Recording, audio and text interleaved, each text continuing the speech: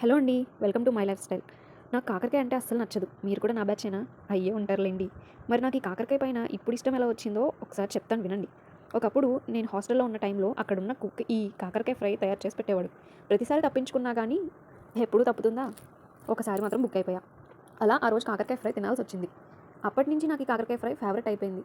అది ఎలా అంటే నేనప్పుడు అనుకున్నాను, ఇలా కూడా చేస్తారా కాకరకాయ ఫ్రై? అస్సలు చేదు లేకుండా ఇంత రుచిగా చేసుకొని తినొచ్చా? అని అప్పుడు అర్థమైంది. అప్పటినుంచి నేను కూడా ఎక్స్‌పెరిమెంట్ చేసి, స్టడీ చేసి కాకరకాయ ఎలా చేస్తే చేదు లేకుండా హ్యాపీగా తినొచ్చో నేర్చుకున్నాను. అది ఎలాగో మీకు కూడా చూపిస్తాను చూసేయండి. వీడియోలో చూపిస్తున్న విధంగా కాకరకాయ మధ్యలో ఉన్న సీడ్స్ అంతా తీసేసుకొని ఇలా తురిమేసుకోవాలి.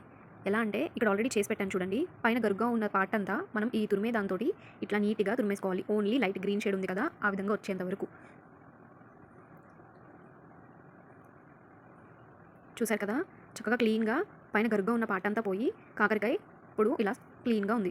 సో, కాకరకాయలన్నిటిని ఇలా తురిమేసుకొని ఇలా వీలైనంత చిన్న చిన్న ముక్కలుగా కట్ చేసుకోండి. చిన్న ముక్కలుగా కట్ చేయడం వల్ల ముక్క త్వరగా మగ్గుతుంది. టేస్ట్ కూడా చాలా రుచిగా ఉంటుంది. ఈ కాకరకాయ ఫ్రైయే కాదండి, నేను ఏ ఫ్రై అయినా సరే పీసెస్‌ని చాలా చిన్న చిన్నగా కట్ చేస్తాను. ఇప్పుడు కట్ చేసుకున్న పీసెస్ పక్కన పెట్టుకొని ముందుగా వాటర్ తీసుకొని అందులో కొద్దిగా పసుపు, కొద్దిగా ఉప్పు వేసుకొని ఆ కాకరకాయ ముక్కల్ని ఇందులో 30 నిమిషాల పాటు నానబెట్టాలండి. లేకపోతే చాలా చేదుగా ఉంటది. అస్సలు తినలేరు. అస్సలు చేదొద్దు అనుకున్న వాళ్ళు ఈ వాటర్‌లో ఉన్న ముక్కల్ని బాగా రబ్ చేస్తూ కడిగేయండి. పసరంతా పోతుంది. ఇప్పుడు మిక్సీ జార్‌లోకి సరిపడా కారం, జీలకర్ర, ఒక 4, 5 ఎల్లుల్లి రెబ్బలు, ఎండు కొబ్బరి తీసుకోండి. ఎక్కువ క్వాంటిటీతో చేస్తున్న వాళ్ళు ఈ కారం, జీలకర్ర కూడా కొద్దిగా ఎక్కువే తీసుకోండి. నేనైతే 2 స్పూన్సే తీసుకున్నాను. సో, మన కారం రెడీ అయిపోయింది. ఇప్పుడు తాలింపుకి సరిపడా ఆయిల్‌ని హీట్ చేసుకొని అందులో ఆవాలు, జీలకర్ర, మినపప్పు, కరివేపాకుని యాడ్ చేసుకుందామండి. ఎండుమిర్చి, వెల్లుల్లి అవసరం లేదు. మనం ఆల్రెడీ పౌడర్ చేసుకున్నాం కాబట్టి. తాలింపులు ఫ్రై అయినాక ఒక మీడియం సైజ్ ఆనియన్ ముక్కల్ని యాడ్ చేసుకుందాం. ఆనియన్ కాస్త ఫ్రై అయినాక ఇప్పుడు కాకరకాయ ముక్కల్ని గట్టిగా పిండేసి ఇందులో యాడ్ చేసేసుకోండి.